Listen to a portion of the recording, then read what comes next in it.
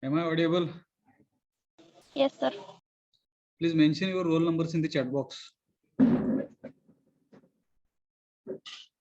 Division C. कसं दिसणार का बघा. एक जण इकडे बस.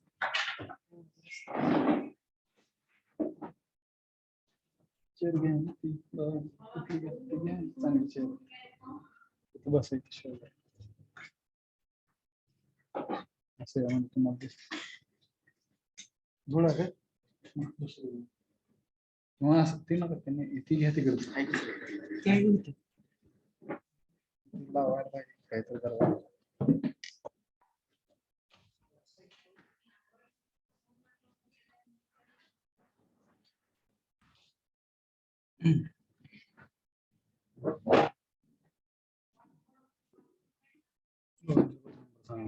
F19 C19 C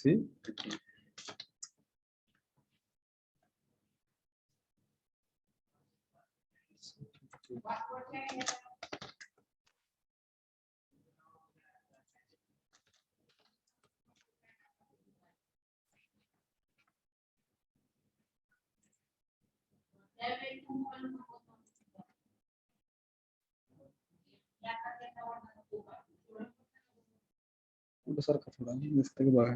दिसतं.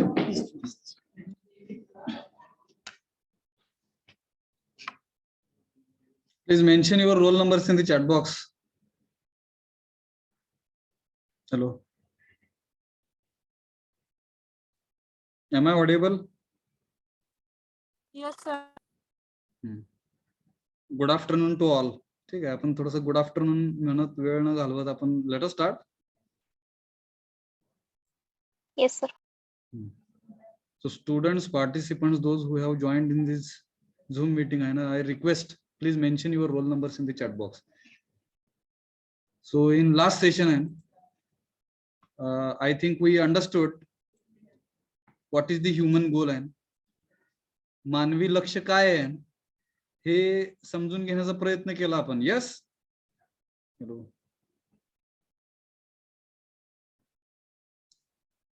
मागच्या लेक्चरला बरोबर का? Hello. Yes, sir. Yes, sir. If really you want to bring an harmony in the society, समाजामध्ये जर सुव्यवस्था आणायची असेल तर what is required? We will have to achieve this human goal. मानवी ध्येयाला आपण मिळवलं पाहिजे. And there are 4 parts of the human goal आहे ना. मानवी गोलाचे 4 पार्ट्स आपण पाहिले. इंडिव्हिज्युअल लेवलला काय केलं गेलं पाहिजे, फॅमिली लेवलला काय केलं गेलं पाहिजे, सोसायटी लेवलला काय केलं गेलं पाहिजे, नेचर लेवलला काय केलं गेलं पाहिजे. These are the 4 levels and these 4 levels are also we can call these 4 levels as human orders. ह्याला मानवी व्यवस्थापन म्हणू शकू आपण. Yes. Hello.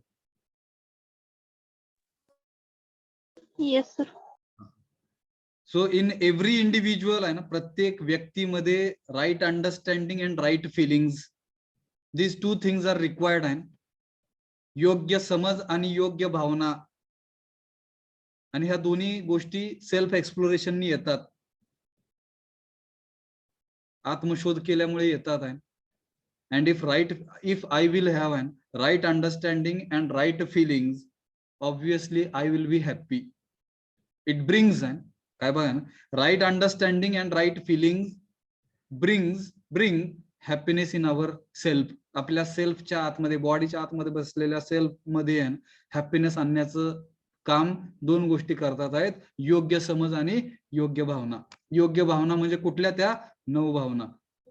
#TrustCGRGGL. T for trust, R for respect, A for affection, C for care, G for guidance, R reverence, G glory, G gratitude, and L love. All these 9 values are right feelings. Yes. Hello. बरोबर का? Hello.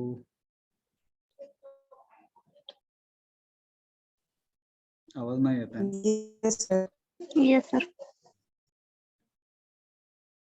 मग हे आपण पाहिलेलं आहे. जाऊया पुढे. Prosperity ही प्रत्येक कुटुंब हे समृद्ध असलं पाहिजे. This is the second part of our human goal. Third part of our human goal is fearlessness in the society. समाज हा भीतीमुक्त असला पाहिजे. कसल्याच प्रकारची भीती समाजामध्ये नसली पाहिजे. This is the third part of our human goal. मानवी लक्ष्याचं हे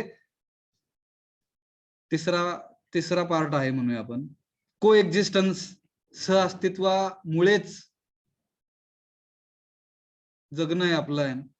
म्हणजे एकमेकांचं अस्तित्व समजून घेत, त्याला म्हणायचं को एक्झिस्टन्स. म्युच्युअल फुलफिलमेंट होण्यासाठी प्रयत्न करणे म्हणजेच को एक्झिस्टन्स. मी सांगितलं एक्झाम्पल तुम्हाला.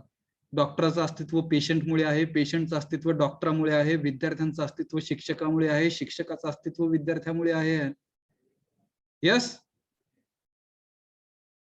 त्याला म्हणायचं सहअस्तित्व. कळलं का? म्हणजे सहअस्तित्व अजून जर समजून घ्यायचं झालं सेल्फ लेवलला, बॉडीच्या आतमध्ये बसलेला सेल्फ आहे म्हणून त्या बॉडीला अस्तित्व आहे. बॉडीला अस्तित्व आहे म्हणून त्या सेल्फला अस्तित्व आहे. हॅलो, दोघांना एकमेकांचं अस्तित्व असल्यामुळे, को एक्झिस्टन्स मध्ये असल्यामुळे ह्युमन बिईंग म्हणतोय आपण त्यांना. यस, समजलं का? Yes sir. करंट अप्रेझल आहे. करंट अप्रेझल म्हणजे सद्यस्थितीचं वर्णन, जर मूल्यांकन आहे. अप्रेझल म्हणजे मूल्यांकन म्हणूया आपण. सध्याच्या स्थितीचं जर मूल्यांकन करायचं झालं तर हे थोडंसं थेरॉटिकल आहे बरं का. हे सगळं न घेत बसता आपण डायरेक्ट डायग्राम थ्रू समजून घेऊया. मानवी गोल तर समजलं सगळ्यांना, काय अडचण? Hello, yes yes sir. Yes sir. मानवी गोल पूर्ण न होण्याचं कारण म्हणजे खालचं हे आहे ना, ग्रॉस मिसअंडरस्टँडिंग, आधारभूत भ्रम. या आधारभूत भ्रमामुळे मध्ये आहे ना राहिल्यामुळे मानवी गोल हे गोलच राहिलेलं आहे. लक्षच आहे ते साध्य नाही होत आहे. कशामुळे? तर ह्या खालच्या ग्रॉस मिसअंडरस्टँडिंग मुळे आहे. काळ्या रंगामध्ये दिलेले काही ब्लॉक्स आहेत आणि फुल्या दिलेल्या आहेत तिकडे. आज आपण जे काही जगतोय ते हे सगळं ह्याच्यासारखं जगतोय. हे करंट स्टेटस आहे ना. मूल्यांकन जर करायला गेलो सद्यस्थितीचं तर हे फॉलो करतोय आपण. बघा ना, पहिला पॉइंट इकडे राईट अंडरस्टँडिंग, राईट फिलिंग, ज्या इंडिव्हिज्युअल लेवलला हॅपीनेस आणणार आहेत, त्याच्याऐवजी इकडे काय आहे? ग्रॉस मिसअंडरस्टँडिंग आहे, आधारभूत भ्रम आहे, अझम्पशन्स म्हणजे काही मान्यता, आपण मान्यतांवरती जगतोय आपण आहे, ज्या न समजून घेता न जाणता काही मान्यतांना आपण फॉलो करतोय. त्याला म्हणायचं assumption. Without knowing we are assuming something. आपण काहीतरी मानतोय ना, न जाणता काहीतरी मानतोय. तर तिथे एक एक्झाम्पल दिलंय, मनी इज एव्हरीथिंग. पैसा म्हणजेच सर्वस्व आहे, हे एक अझम्पशन आहे. मग हे अझम्पशन हे कोणाकोणामध्ये? In every individual. आज आपण घरामध्ये पाहिलं, मित्रमैत्रिणींमध्ये बघितलं, फॅमिलीमध्ये बघितलं, समाज लेवलला जाऊन बघितलं, तर सगळेजण एकच सांगतात, मनी इज एव्हरीथिंग. पैसा म्हणजेच सर्वस्व आहे. पैशाने लोक सुद्धा विकत घेतली जातात. का घेतली जातात? तर त्यांना बॉडी आणि सेल्फ हे वेगळे असते हे कळलेलंच नाहीये. म्हणून ते पैशाने काय करतात आहेत? विकत घेतात आहेत लोकांना. तुम्ही पैशाने लोकांचं शरीर विकत घेऊ शकताय, पण शरीराचा आतमध्ये बसलेला सेल्फ विकत घेऊ नाही शकत आपण. कारण काय आहे? त्याच्यापाशी त्यांना व्हॅल्यूज आहेत. समजतंय का? Hello hello, yes sir. आज पैशाने शरीर फक्त विकत मिळतंय, शरीराच्या आतमध्ये बसलेला जो सेल्फ आहे त्याच्या व्हॅल्यूज आहेत, त्या व्हॅल्यूज विकल्या जात नाहीत. समजून घ्या. हे इंडिव्हिज्युअल लेवलला काय आहे? मनी इज एव्हरीथिंग. घरामध्ये प्रत्येक जण म्हणतंय पैसा म्हणजे सर्वस्व आहे. मग नंतर काय होतंय? Accumulation by any means. Accumulation म्हणजे गोळा करणं. मग जमीन असेल, गाडी असेल, बंगला असेल, दागिने असतील, हिरे असतील, हे सगळं गोळा करणं जे मटेरियलिस्टिक आहे, हे गोळा करणं. बाय एनी मीन्स म्हणजे पहिल्यांदा लीगल मार्गाने गोळा करणं, नंतर मग इल्लीगल मार्गाने गोळा करणं. लीगल मार्गाने गोळा करणं म्हणजे नियमांना फॉलो करत. हे थोडस चांगलं म्हणू आपण, ठीक आहे. पण इलिगल मीन्स म्हणजे नियमांना बगल देत, नियमांमध्ये लूपहोल्स हुडकत, नियमांमध्ये लूपहोल्स म्हणजे काय म्हणणार हो, पळवाटा, बरोबर. हॅलो, नियमांमध्ये पळवाटा हुडकत फिजिकल फॅसिलिटीचं अक्युम्युलेशन करणं आहे, त्याला म्हणायचं अक्युम्युलेशन बाय एनी मीन्स. आणि हे कुठं असतं, in few individuals. For example, जर एखादी फॅमिली कन्सिडर केली, ह्या फॅमिलीमध्ये 4 फॅमिली मेंबर्स आहेत असं समजू आपण, ठीक आहे. तर सगळेच मनी इज एव्हरीथिंग म्हणणारे नसतात, बरोबर का हो.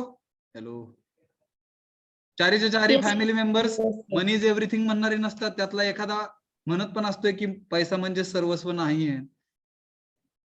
मग होतं कसं, कंपॅरिझन केलं जातं, लक्षात घ्या, कॉम्पिटिशन केलं जातं, कंपॅरिझन केलं जातं. आपल्या शेजारीच एक दुसरी फॅमिली राहत असते, आपण समाजामध्ये राहतोय म्हणजे आपल्या शेजारी पण एक फॅमिली राहत असते, त्या फॅमिली सोबत आपण कंपॅरिझन करतो, आपल्या फॅमिलीचं कंपॅरिझन करतो. एक्सलन्स साठी विचार करत नाही आपण, फॅमिलीचं कंपॅरिझन करतो. त्यांच्याकडे गाडी आहे, त्यांच्याकडे बंगला आहे, त्यांच्याकडे हेलिकॉप्टर आहे, विमान आहे, आपल्याकडे का नाही आहे, असं आपण आई वडिलांना विचारत बसतो. मग ते आई वडील बिचारे प्रेमाच्या पोटी, प्रेमाची व्याख्या न कळल्यामुळे प्रेमाच्या पोटी करप्शन करायला चालू करतात. लीगल इलिगल मीन्सनी पैसे कमवायला चालू करतात. ह्याला जबाबदार आपणच असतोय. समजतंय का. Hello, yes. Yes, sir. आपले वडील, आपले आई भ्रष्टाचारी नसतात, भ्ष्टाचारी आपण असतोय.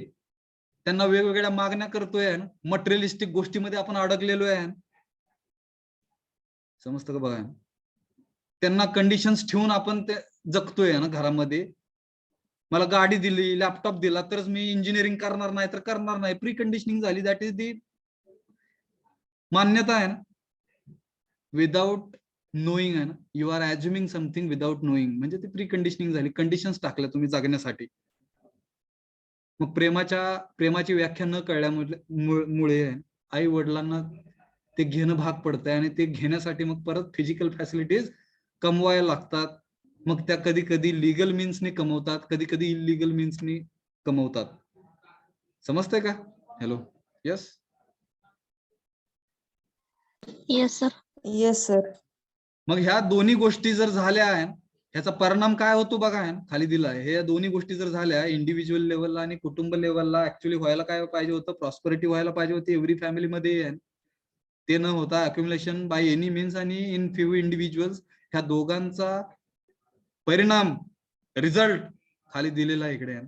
ऑब्सेशन फॉर कन्झम्पशन, भोग उन्माद आहे. भोग उन्माद म्हणजे खाणं आहे ना. मग पैसा खाणं असेल, जमीन खाणं असेल, लोकांची वेगवेगळ्या गोष्टी फिजिकल फॅसिलिटीच्या माध्यमातून खाणं असेल, त्याला भोग उन्माद म्हणलेलं इकडे आहे. भोग म्हणजे भोगणं आहे. शरीर हे फक्त भोगण्यासाठी आहे असं समजल्यामुळे तिकडे ऑब्सेशन फॉर कन्झम्पशन. समजतंय का. Hello, hello, hello, yes. Yes. Yes. Yes, sir. Obsession म्हणजे मालकी, फॉर कन्झम्पशन म्हणजे जे काय गोष्टी संपणार आहेत, कन्झ्युम होणाऱ्या गोष्टींना कन्झम्पशन म्हणतोय आपण. पेट्रोल असेल, डिझेल असेल, सोनं असेल, हे सगळं कन्झ्युम होत आहे ना, लक्षात घ्या. मग या सगळ्या गोष्टी ज्या आहेत त्याची मालकी म्हणजे हे कशामुळे येते, तर मनी इज एव्हरीथिंग मुळे त्याचं मालक असल्यासारखं वाटायला लागतं आपल्याला. त्याला म्हणायचं ऑब्सेशन फॉर कन्झम्पशन. पुढचं जे आहे ऑब्सेशन फॉर प्रॉफिट. एखादी व्यक्ती जर आपल्याकडे आली तर फक्त फायदा पाहणं आहे, फक्त फायदा आहे ना, फायदा पाहणं. लाभ उन्माद म्हणलं त्याला मराठीत, हिंदीत काय बघा. म्हणजे एखादी व्यक्ती आली, एखादं रिलेशनशिप आपण जोडायला गेलो तर तिकडे फक्त फायदा बघणं, माझा ह्यात काय फायदा आहे, त्याला म्हणायचं फायद्याचं मालक होणं, म्हणजेच ऑब्सेशन फॉर प्रॉफिट, लाभ उन्माद. कळलं का. सेकंड परिणाम काय होतो कळलं का. Hello, yes. Yes, sir. आणि तिसरं जे आहे ते ऑब्सेशन फॉर सेन्शुअल प्लेजर. 5 इंद्रियांनी मिळणाऱ्या सुखालाच सुख समजणं आणि त्याचा मालक होण्यासाठी पैसा वापरणं, त्याला म्हणायचं काम उन्माद. काम ह्या शब्दाचा आहे ना दोन प्रकारे अर्थ आपण लावू शकतोय. सेक्स, त्याला पण काम म्हणतात, आणि दुसरा वर्क. येतं का लक्षात? काम करणे. Hello hello. Yes sir. 5 इंद्रियांनी काम करणं, 5 इंद्रियांनीच काम करून पैसे मिळवणं, ठीक आहे. आणि दुसरा जो आहे तो कामचा अर्थ सेक्स. सेक्स वर्कर्स असतात, वेश्या व्यवसाय म्हणतो आपण मराठीमध्ये, बरं का. मला वाटतं हे समजून घेण्यासाठी आजकाल आलिया भट्टचा एक काहीतरी मूवीचं ट्रेलर झळकतंय तिकडे युट्यूब वरती, Gangubai. Yes, Yes, sir. Bharat ज्यावेळेस स्वतंत्र झाला आहे त्यावेळेस ते व्यक्तिमत्व होतं आहे समाजामध्ये. जिकडे भारत स्वतंत्र झाल्यानंतर वेश्या व्यवसाय बंद व्हावा आहे त्याच्यासाठी तिकडे आंदोलनं केली गेली आहे. त्यावेळेस गंगूबाई ह्यांचा रोल म्हणू आपण, भूमिका आहे ही महत्वाची ठरली. असं पण वर्णन आहे इतिहासामध्ये की चाचा नेहरूंपर्यंत त्या गेलेल्या आहेत, पंतप्रधान आपल्या त्यावेळेसचे भारताचे. येतं का लक्षात? हॅलो. मग तिकडे काही लोक असतात जे ह्या सेक्स वर्कर्सची मालक लोक असल्यासारखं वागतात म्हणू आपण, आणि त्या सेक्स वर्कर्सना फायदा न होता तो फायदा स्वतः घेतात. त्याला म्हणायचं ऑब्सेशन फॉर सेन्शुअल प्लेजर. कळलं का? हॅलो. यस. मग हे सगळं कशामुळे होतंय? मनी इज एव्हरीथिंग ह्या विचारामुळे होतंय. मग तो जो व्यवसाय आहे ना, वेश्यावृत्ती जी म्हणतो आपण, व्यवसाय काय वेश्या व्यवसाय आहे, तर त्याच्यामध्ये फक्त शरीर मिळत असतं. लक्षात घ्या ना, पैसे देऊन जर आहे तर ते फक्त शरीर मिळत असतं. त्या शरीराच्या आतमध्ये बसलेली व्यक्ती ही कधीच तुमच्या सोबत नसते. समजतंय का? हॅलो. यस, त्याचा विचार करा बरं का खोलात जाऊन.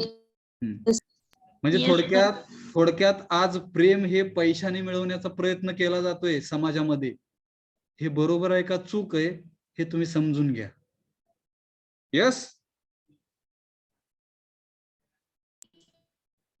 Yes sir. सोसायटी लेवलला ज्यावेळेस आपण पुढे जातोय, मग आता इथे कसं आहे बघा ना, जर एखाद्याला शरीर विकून, आता हे चुकीचं आहे का बरोबर आहे इकडे न जाता, ठीक आहे, एखाद्याला शरीर विकून जर पैसे मिळणार असतील तर हे चुकीचं आहे का नाही असं आपण कन्क्लुजनला डायरेक्ट येऊ नाही शकत. योग्य म्हणू शकेल जर त्यांच्यामध्ये ती ॲबिलिटी कॅपॅबिलिटी शिक्षणच झालं नसेल तर करणार काय बघा. यस. आणि असं पण एक स्टडी आहे तिकडे की जर हा खरंच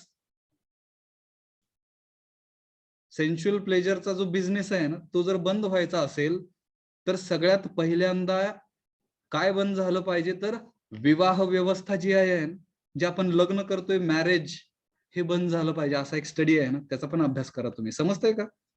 जर विवाह करायचेच बंद झाले तर ऑटोमॅटिक वेश्यावृत्ती, वेश्या व्यवसाय पण बंद होईल.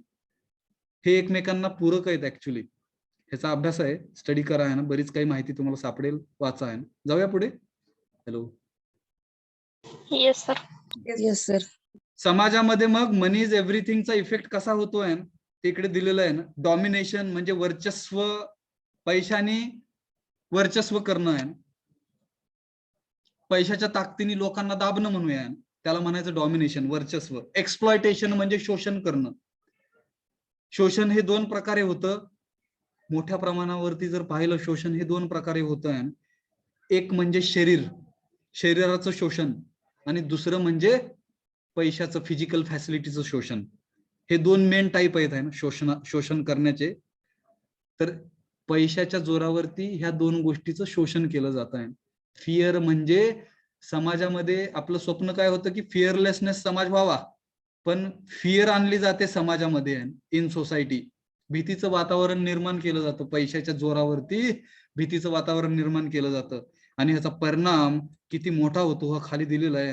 टेररिझम, ज्याला आतंकवाद म्हणतोय आपण. वार म्हणजे युद्ध. समजतंय का? पैशाच्या जोरावरच युद्ध होत असतात, लक्षात घ्या. आतंकवाद सुद्धा पैशाच्या जोरावर होत असतोय.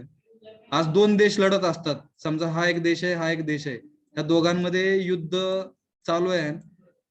आतंकवादी ह्या दोन देशामध्ये नसतात, आतंकवादी हा तिसरा देश असतो जो ह्या दोन्ही देशाला वेपन्स पुरवत असतोय, बंदुकी गोळ्या रणगाडे पुरवत असतोय. हॅलो, तो खरा आतंकवादी आहे. समजतंय का? Yes sir. Yes, sir. भांडणारे भांडत असतात, त्यांना संसाधन पुरवणारे आहे, रिसोर्सेस पुरवणारे आहे ना, वेपन्स पुरवणारे, हा खरा आतंकवादी असतोय. आतंकवादी दोन्ही देशात नसतो, ह्याचा पण अभ्यास करा, विचार करा. मग मनी इज एव्हरीथिंग मुळे काय होतंय, टेररिझम, आतंकवाद आणि युद्ध हे त्याचे परिणाम आहेत. पुढच्या लेवलला निसर्गावर काय होतं त्याचा परिणाम आहे ना, मास्टरी ओव्हर दी नेचर आहे. निसर्गापेक्षा मोठं झाल्यासारखं वाटायला लागतं अशा व्यक्तींना, अशा लोकांना, का तर पैशामुळे. निसर्गाच्या वर जाऊ शकतोय का हो आपण? Hello hello No, sir. No sir.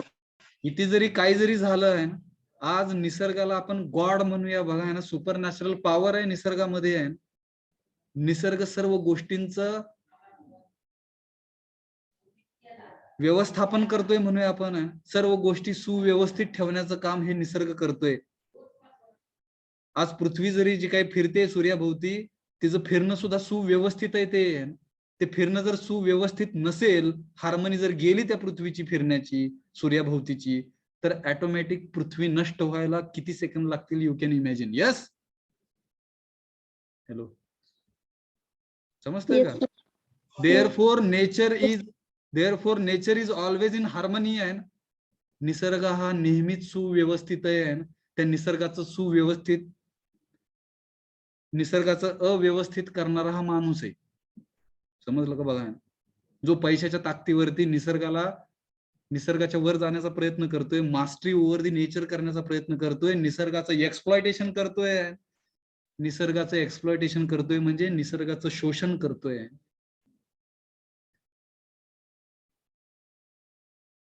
आज झाडं लावतेत आणि झाडं तोडतेत. पहिल्यांदा तोडतेत आणि परत लावतेत, आणि परत लावतेत आणि परत तोडतेत. बरोबर का? Hello, yes sir. Yes, sir. आज आपण विचार असा करायचा आहे, कागद जरी कमी वापरला गेला तर कितीतरी झाडं तुटायची थांबतील. ह्याच्या काही नोटा वापरतोय आपण कॅशच्या स्वरूपात. एक नोट 2000ची छापायला 4.5 रुपये खर्च आहे. तो 4.5 रुपये खर्च हा आपल्याच पॉकेटमधून जातोय. Do you know this? Hello, येतंय का लक्षात? Yes sir. कॅशच जर बंद झाली, त्याला लागणारा कागद पण बंद होईल, त्याच्यासाठी झाडं तोडायचं पण बंद होईल. बघा, आहे ना, एक छोटीशी संकल्पना आहे. कॅश जर बंद झाली तर किती फायदे होतील. येतं का लक्षात? टेक्नॉलॉजी आहे, त्या टेक्नॉलॉजीचा योग्य पद्धतीने वापर झाला तर किती फायदे होतील ह्याचा पण विचार करायचा आहे आपण. आणि हे जर केलं गेलं नाही आहे तर ह्याचा दुष्परिणाम म्हणू आपण. ठीक आहे, दुष्परिणाम आहे. रिसोर्सेस गेट्स डिप्लिटेड म्हणू आपण त्यालाच, म्हणूया रिसोर्स डिप्लिशन. म्हणजे संसाधनं संपून जाणं आहे. डिप्लिशन म्हणजे मला वाटतं ओझोनचा लेअर हा डिप्लीट होत चाललाय. बरोबर का? Hello hello, yes sir. Yes sir. Ozone म्हणजे ओथरी. Yes, sir. ओझोन म्हणजे ओथरी, केमिकली आपण त्याला असं डिनोट करतो, आणि ऑक्सिजन म्हणजे O2. Actually naturally we cannot generate, एवढं आपण शोध लावलेले आहेत, पण आजपर्यंत आपल्याला O3 बनवता नाही आलेला आहे ना, लॅबमध्ये किंवा कुठेच. आणि बनवता आला तरी तो पृथ्वीच्या त्या वातावरणाच्या लेअर मध्ये सोडता नाही आलेला आहे. म्हणजे निसर्गाच्या पुढे आपण जाऊच नाही शकत. आणि त्या ओझोन लेअरचं आज आपण एक्सप्लॉयटेशन करून निसर्गाच्या विरुद्ध वागून म्हणूया आपण काय करतोय, ते ओझोन लेअरला संपवण्याचं काम करतोय. क्लोरोफ्लोरोकार्बन, CFC ऐकलं का? बघा, AC मध्ये लावला जातो, रेफ्रिजरेशन अँड एअर कंडिशनिंग मध्ये वापरला जातो, तो थंड करण्यासाठी वातावरण, तुमचे रूम. क्लोरोफ्लोरोकार्बन, CFC, जो हानिकारक आहे कशासाठी? ओझोनचा लेअर संपवण्यासाठी. येतंय का लक्षात? पेट्रोल डिझेलचे साठे संपून जाणार आहेत. तुम्ही म्हणणार आमच्या काळात नाहीत जात, आम्ही संपवून टाकू, पुढचं काय होईल, काय व्हायचं ते होऊ द्या ना ह्युमॅनिटीसाठी. हा विचार चांगला का वाईट? हॅलो, आमचं वाईट. आमचं भागतंय भविष्यात माणसांचं काय होईल, आम्हाला काय करायचं आहे? आमच्या काळात पुरते आम्ही वापरतो, संपवून टाकतोय. मग रिसोर्स डिप्लिशन हे केलं जाणार आहे, हे थांबलं पाहिजे. पोल्युशन होणार आहे. पोल्युशन म्हणजे काय हो? प्रदूषण आहे. प्रदूषण वाढत चाललंय.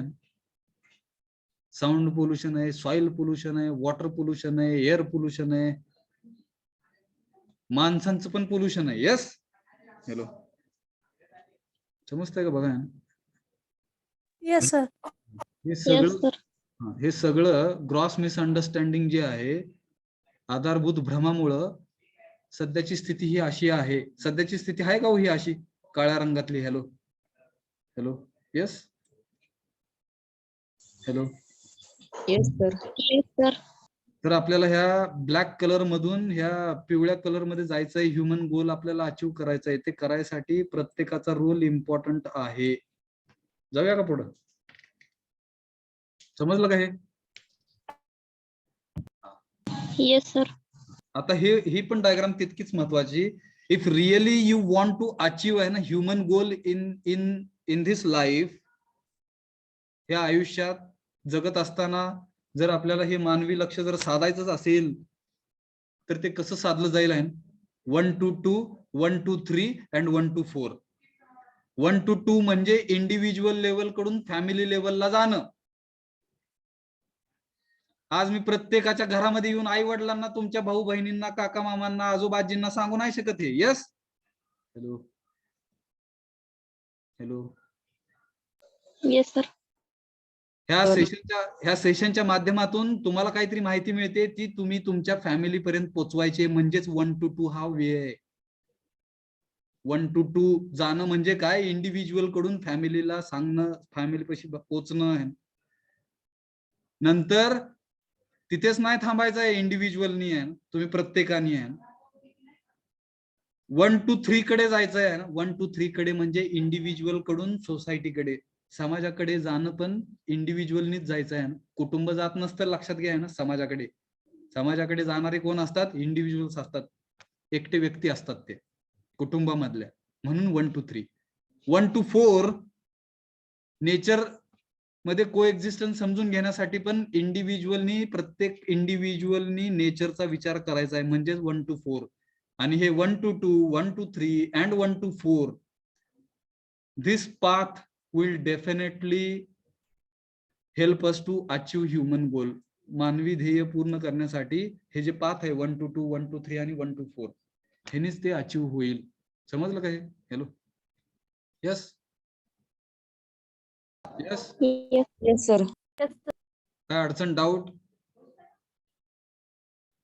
जाऊया का पुढे? Hello, Yes, Yes, sir. Yes sir.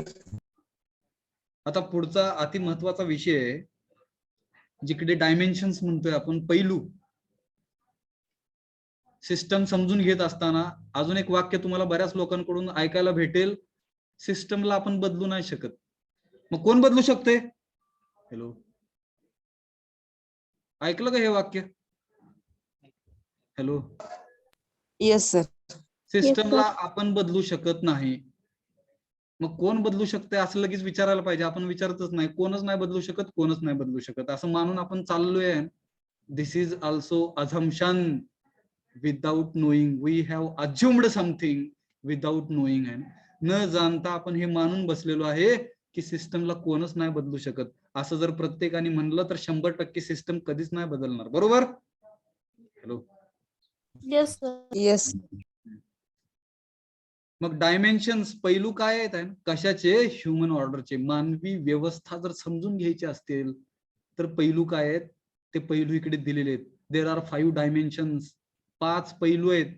Number 1 education, संस्कार. Number 2 health, self regulation.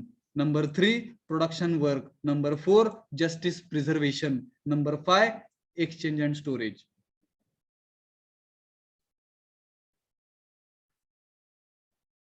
आणि इकडे काय म्हणलं बघा ना, मानवी गोल कळलंय का हो? सगळ्यात पहिल्यांदा वरची जी आपण चर्चा केली ह्या डायग्रामची, हे कळलंय का मानवी लक्ष काय आहे आपलं? हॅलो, यस सगळ्यांना? Yes sir. हे ऍक्च्युअल ध्येय असलं पाहिजे आपलं आहे, लॉंग टर्म म्हणूया आपण, म्हणजे मरेपर्यंत, शेवटच्या श्वासापर्यंत आहे, शेवटचा श्वास तिथपर्यंत आपलं हे मानवी गोल असलं पाहिजे. तुम्ही इंजिनियर होणार, वकील होणार, IAS अधिकारी होणार, government sector, private sector, public sector मध्ये जाऊन काम करणार ऍज अ इंजिनियर म्हणून, ठीक आहे. हे झाले शॉर्ट टर्म गोल्स. पण ते सगळं काम करत असताना हे ह्युमन गोल तुमच्या लक्षामध्ये असलं पाहिजे, कायम हे तुम्ही पाहत राहायला पाहिजे. Yes, hello, yes sir. मग इकडे काय म्हणलंय? With the clarity of human goals. Clarity म्हणजे स्पष्टता आहे ना, मानवी लक्ष्याची स्पष्टता. ह्याच्या सोबत जर आपण पुढे गेलो, वी कॅन डिस्कस 5 इंटरकनेक्टेड. 5 म्हणजे हे 5. 5 इंटरकनेक्टेड म्हणजे परस्परांशी संबंध असलेले. इंटरकनेक्टेड शब्दाचा अर्थ काय? परस्परांशी संबंध असणे.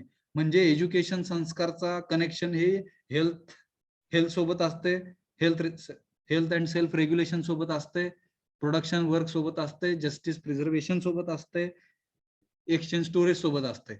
असंच ह्या दुसऱ्या पैलूचं राहिलेल्या चौघांसोबत संबंध असतोय. तसंच ह्या तिसऱ्याचं राहिलेल्या चौघांसोबत संबंध असतो. ह्याला म्हणायचं इंटरकनेक्टेडनेस, परस्पर संबंध. कळलं का? हॅलो.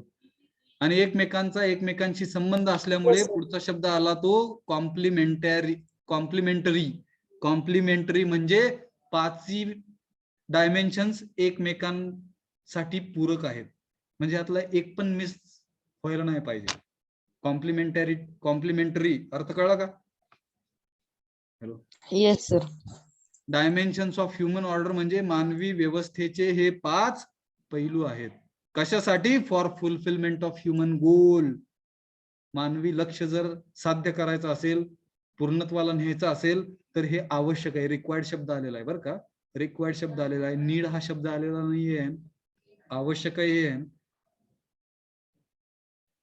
समजलं का? यस, हॅलो, काय अडचण? Hello. No sir. No sir.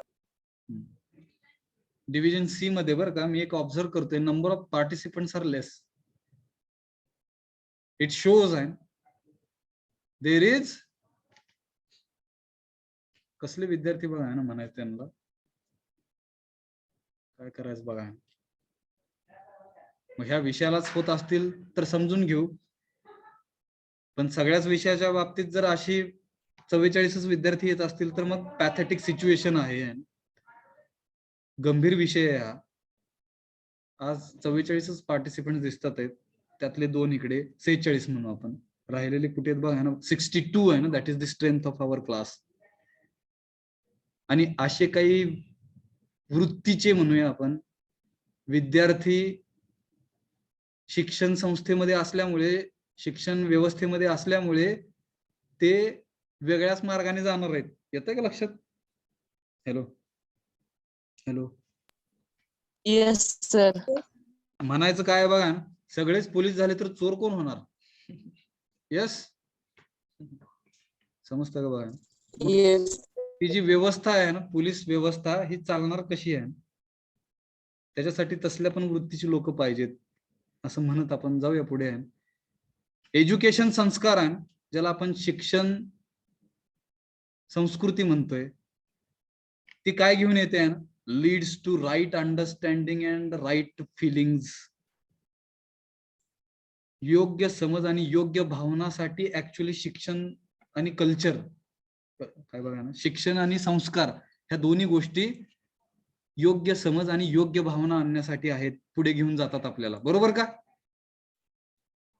दुमत असेल तर डिस्कस करूया आपण, नसेल तर पुढचा पॉइंट. यस, आज तुम्ही शिक्षण का घेताय? योग्य समज आपल्यामध्ये नाहीये.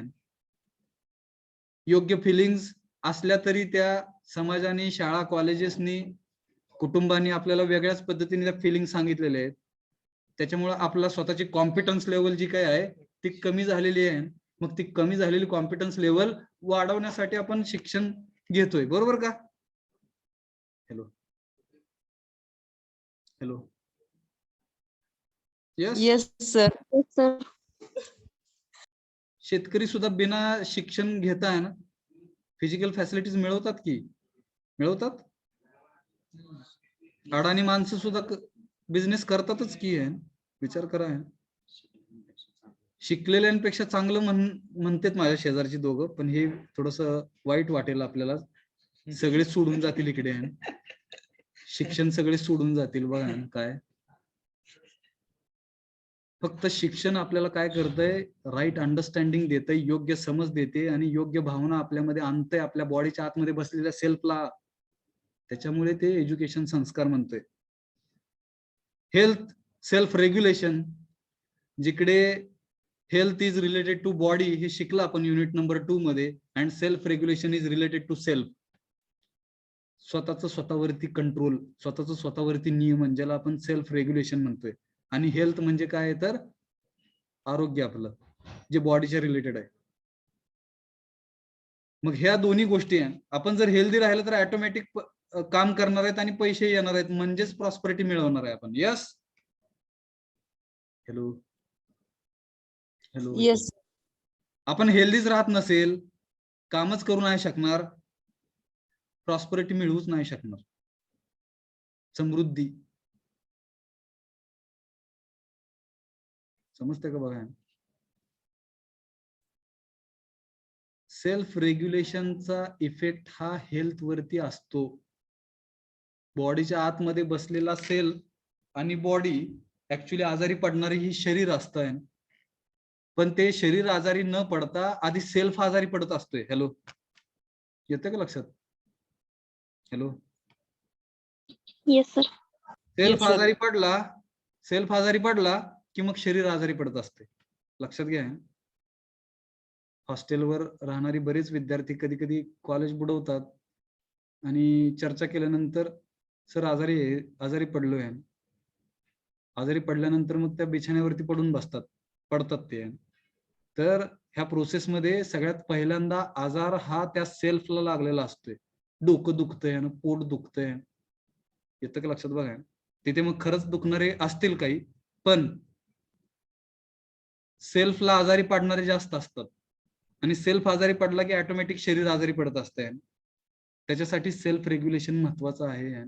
आणि त्याच्यासाठी आपण युनिट नंबर 2 मध्ये शिकलं, तिकडे सेल्फ रेग्युलेशन मध्ये बॉडीच्या आतमध्ये बसलेला जो सेल्फ आहे त्याच्यात 3 रिस्पॉन्सिबिलिटीज आहेत. नंबर 1 नर्चरिंग अवर बॉडी, बॉडीचं पालन पोषण करणं. नंबर 2 प्रोटेक्टिंग अवर बॉडी, बॉडीचं संरक्षण करणं. Number 3 right utilizing our body, बॉडीचं योग्य पद्धतीने वापर करणं. ह्या 3 गोष्टी जर त्या बॉडीच्या आतमध्ये बसलेल्या सेल्फला कळल्या, त्यांनी जबाबदारी घेतली, तर आपण कधीच आजारी पडणार नाहीत.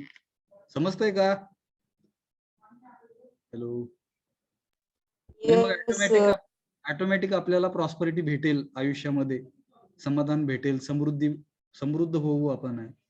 पुढचं जे आहे production and work leads to again prosperity. प्रोडक्शनचा अर्थ काय की निर्माण करणे.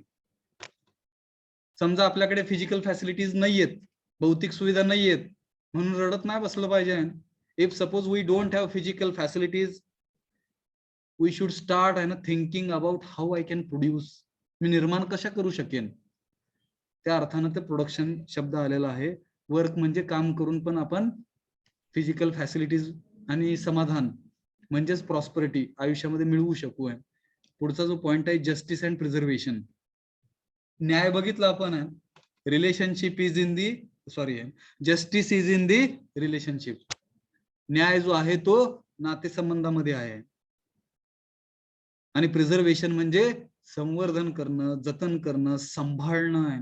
गोष्टींना सांभाळता पण यायला पाहिजे आपल्याला, संवर्धन पण करता यायला पाहिजे, जतन पण करता यायला पाहिजेत. आणि ह्या 2 गोष्टींमुळे, जस्टिसमुळे काय येतंय तर फिअरलेसनेस येतंय, म्हणजेच भीती निघून जाते म्हणून आपण. आणि प्रिझर्वेशन म्हणजे काय, संवर्धन म्हणजेच कोएक्झिस्टन्स, सहअस्तित्व आहे. निसर्गामुळे माझं अस्तित्व आहे, माझ्या अस्तित्वामुळे निसर्ग आहे. ह्या दोन्ही गोष्टी एकमेकांशी कोएक्झिस्टन्स मध्ये आहेत. माझं शरीर आहे म्हणून माझ्या बॉडीच्या आतमध्ये बसलेला सेल्फ आहे, आणि सेल्फ आहे म्हणून शरीर आहे, शरीर आहे म्हणून सेल्फ आहे. ह्यालाच म्हणायचं को एक्झिस्टन्स.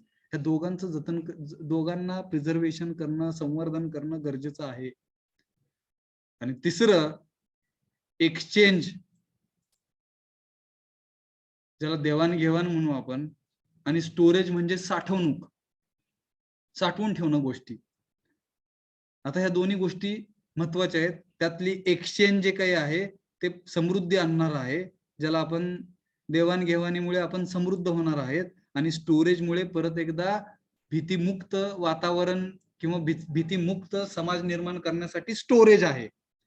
पण ह्या दोन्ही शब्दांचा अर्थ चुकीच्या पद्धतीने लावून लोक प्रॉस्पेरिटीचा अर्थ बिघडून टाकतात आहेत आणि समाजामध्ये भीती आणण्याचा प्रयत्न करतात आहेत. हे समजून घेण्यासाठी थोडस डिटेलमध्ये जाऊया आपण. पैसा आज आलाय, बरोबर का? सुरुवातीच्या काळात होता का पैसा? हॅलो हॅलो होता, पण त्याला तेवढी किंमत नव्हती. हा, होता पण तेवढी किंमत नव्हती. त्याच्या आधी थोडस जावं आहे, आदिवासी काय बघा ना, आदी मानवाच्या काळामध्ये जावा. होता का पैसा? काय होतं तिकडे? एक्सचेंज होतं, एक्सचेंज होत आहे, ज्याला इंग्लिशमध्ये एक सिस्टम म्हणतात, बार्टर सिस्टम आहे. बार्टर सिस्टम म्हणजे काय? समजा हे दोन शेतकरी आहेत, इथे एक शेतकरी आहे, इथे एक शेतकरी आहे, ठीक आहे. हा शेतकरी गहू पिकवतो आणि हा शेतकरी ज्वारी पिकवतो. मग गहू पिकवलेला शेतकरी गहू देणार ज्वारीवाल्याला, ज्वारी पिकवणारा शेतकरी हा ज्वारी देणार गहूवाल्याला. यस, उलट सुलट काय झालं असेल तर माफ करा. समजलं का? Yes sir. माझी ज्वारी तुम्हाला देणार, तुम्ही मला गहू देणार. अशा पद्धतीचं जे काही एक्सचेंज, ह्याला एक्सचेंज म्हणतात आणि ह्यालाच देवाणघेवाण म्हणतात. ज्या वेळेस करन्सी अस्तित्वात नव्हती, चलन म्हणतो आपण. आज प्रत्येक देशाचं चलन आहे काहीतरी. अमेरिका घेतलं तर डॉलर चलन आहे, भारत घेतलं तर इंडियन रुपी आहे, पाकिस्तान घेतलं तर पाकिस्तान रुपया काहीतरी आहे, बांगलादेशचं काहीतरी वेगळाच रुपया आहे. प्रत्येकाची किंमत वेगवेगळी आहे. Yes yes sir. भारत ज्यावेळेस स्वतंत्र झाला आहे त्यावेळेस 1 rupee is equal to 1 dollar असं एक इक्वेशन होतं, समीकरण होतं बघा. ते समीकरण बदलत गेलं आहे. आज अप्रॉक्सिमेटली बरं का, 1 dollar is equal to 78-80 rupee काहीतरी आहे. Yes yes sir. Yes sir. आता ते कसं काढायचं एवढं येत नाही बरं का. हे रुपयाचं सिम्बॉल आहे असं समजा. ओके, 78 रुपये. 1 डॉलरला आज 78 रुपये. म्हणजे आपण गरीब झालो का श्रीमंत झालो?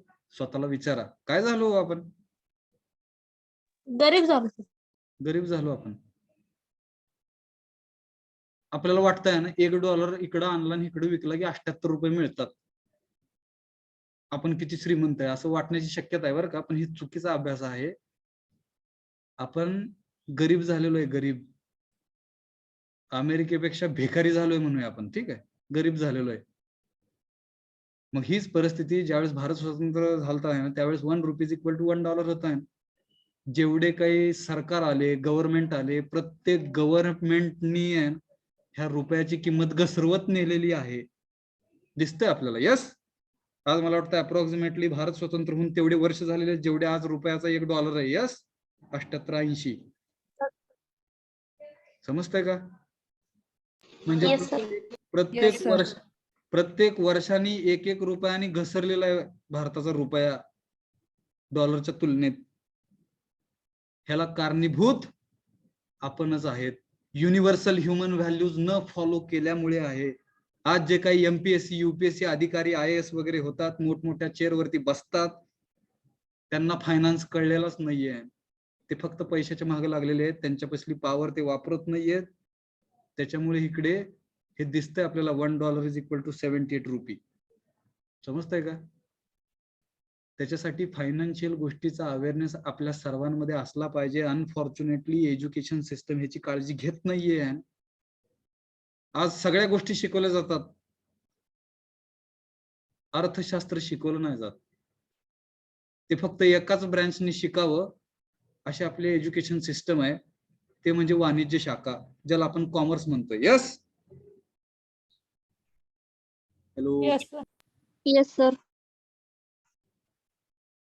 मग कॉमर्स करणारेच फायनान्स शिकतात आणि काय होतं बघा, मग परिस्थिती आहे आपल्याला फायनान्सच कळत नाही. एवढं शिकून आपल्याला उद्या एखादी कंपनी कशी टाकायची आहे ह्याचं पण नॉलेज मिळत नाही.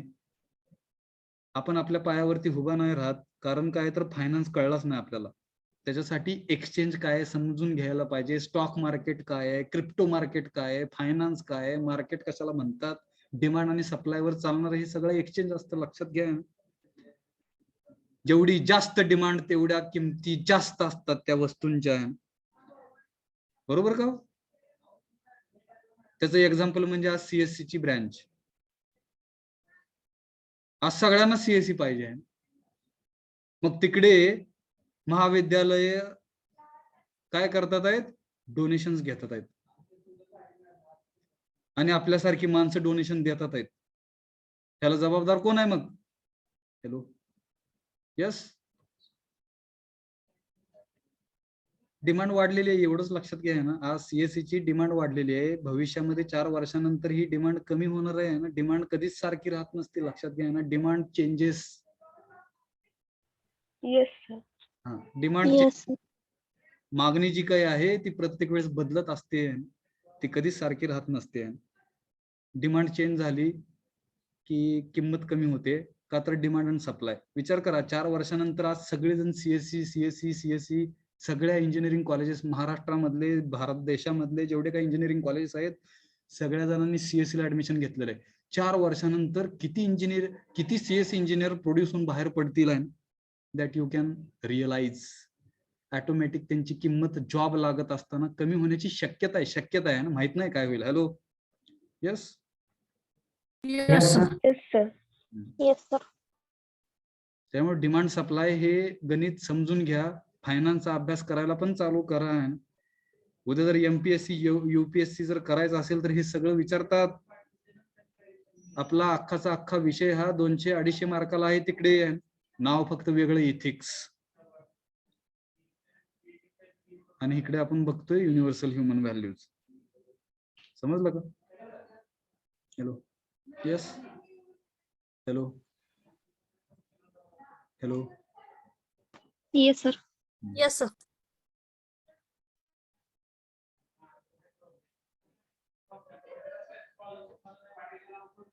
आज इंडोनेशिया सारखी जर कंट्री पाहिली, आपला 1 रुपया जर तिकडे घेऊन गेलो तर 198 रुपये देते ती कंट्री आहे. कोण श्रीमंत? हॅलो. आपण श्रीमंत आहे तरी पण बघा ना, भिकाऱ्यासारखं वागतोय म्हणूया आपण.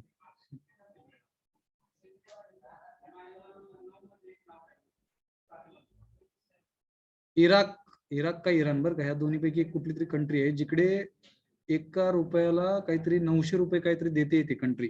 1 भारतीय रुपयाला 900 रुपये कंट्री देते. किती गरीब असेल ते इराक का इराण, जिकडे जास्त युद्ध होतात सारखे. याचा विचार करा ना. मग भारत किती आपण पुढे आहे. फक्त झालं कसं पाहिजे, पूर्ण जगासाठी, पूर्ण पृथ्वीसाठी एक करन्सी आणण्याचा प्रयत्न केला सतोशी नाकामोटो 2009 साली. त्याला बिटकॉइन म्हणतोय आपण सध्या. ब्लॉकचेन टेक्नॉलॉजीवर इंट्रोड्यूस केली गेली आहे. 7 पानी रिसर्च पेपर लिहिला आहे ना त्या माणसाने एका मुलगी आहे का कोण आहे कायच नाही, कोणालाच नाही माहित आज. पण पूर्ण अख्ख्या जगासाठी एक करन्सी असावी आहे असा त्याचा मोटो होता. तो मोटो आज वेगळाच मोटो होण्याच्या मार्गावर आहे. ह्याला कारणीभूत परत आपणच येत आहे, समजून घ्या. एक्सचेंज कळलं का? एक्सचेंज प्रॉस्पेरिटी येण्यासाठी एक्सचेंज आहेत. स्टॉक एक्सचेंज असेल, मग शेअर मार्केट असेल. प्रत्येक देशाचं शेअर मार्केट आहे. अमेरिकेचं शेअर मार्केट आहे, भारताचं शेअर मार्केट आहे, पाकिस्तानचं असेल, सगळ्या चायनाचं असेल, सगळ्यांचं स्टॉक मार्केट आहे ना प्रत्येक देशाचं. मग सगळ्या देशांचं स्टॉक मार्केट हे त्या गव्हर्नमेंटनी कंट्रोल केलेलं आहे, लक्षात घ्या. गव्हर्नमेंट जर भ्रष्टाचारी गव्हर्नमेंट असेल तर ते मार्केट हे हाय लेवलचं मॅन्युप्युलेशन केलं जाणार आहे. श्रीमंतांना श्रीमंत करत जाणार आहे, गरिबांना गरीबच ठेवत जाणार आहे. तसल्या शेअर मार्केटचा उपयोग नाहीये, लक्षात घ्या. जे सेंट्रल लेवलला चालतं आहे. सिस्टमचं जर वर्गीकरण केलं तर दोन पद्धतीमध्ये त्याचं वर्गीकरण करू आपण.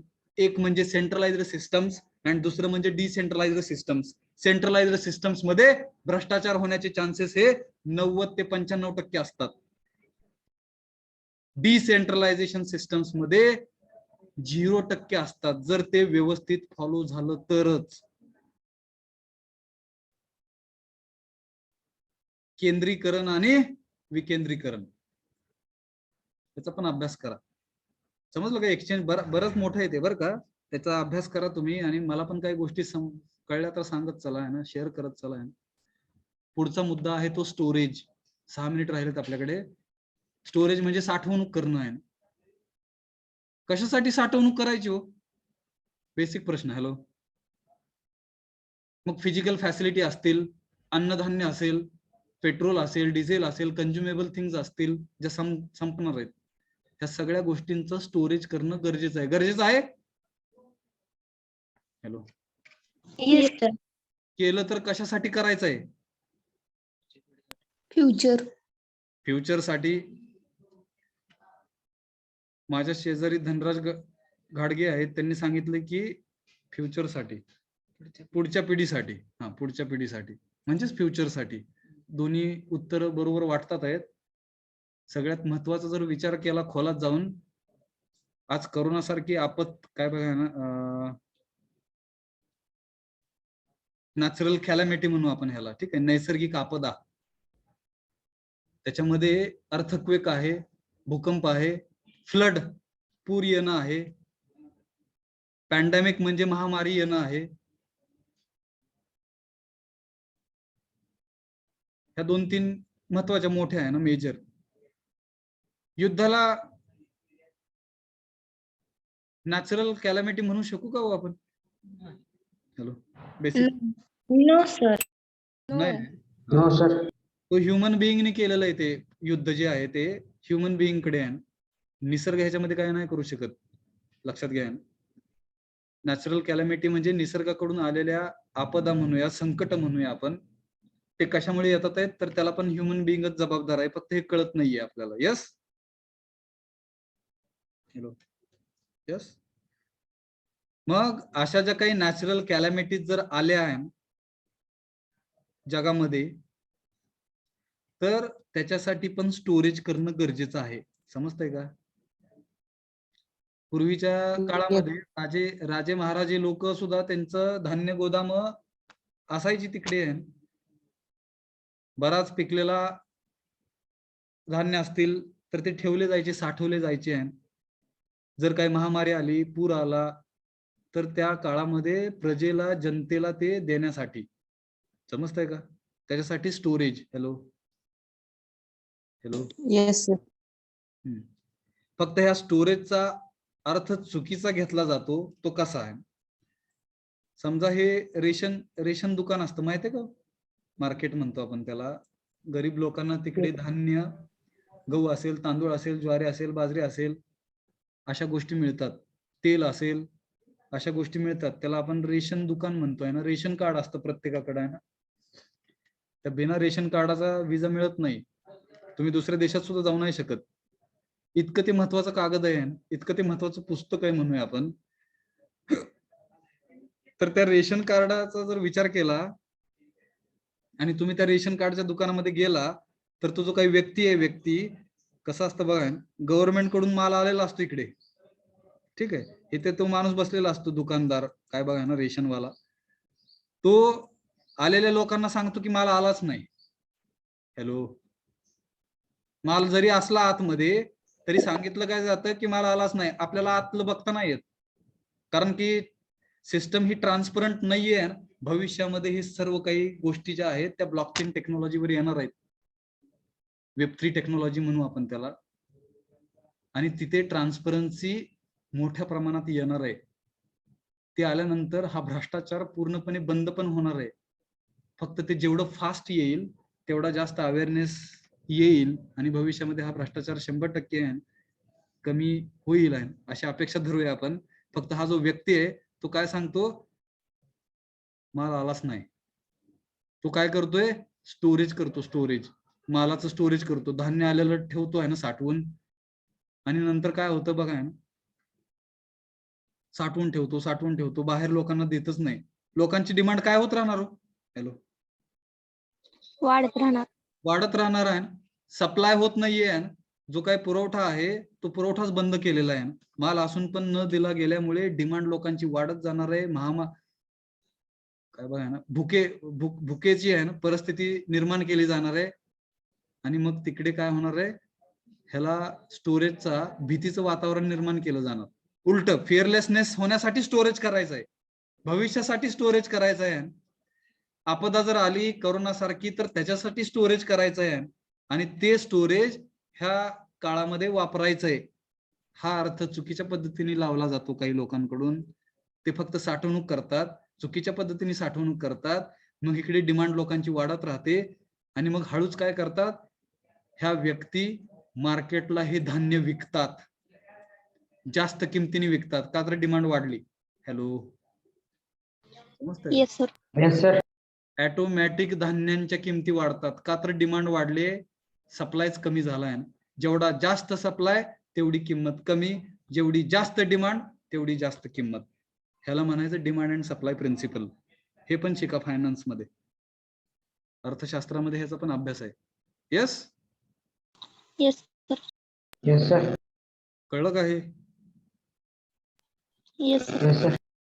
I hope you are understanding importance of the subject. ह्या विषयाचं महत्व समजतंय का पहा. आहे ना, MPSC, UPSC, government sector, private sector, public sector, कुठल्या पण सेक्टर मध्ये जावा, हा विषय तुम्हाला ताकदच देईल असं म्हणत आजचा सेशन आपण थांबवूया. Okay, sir.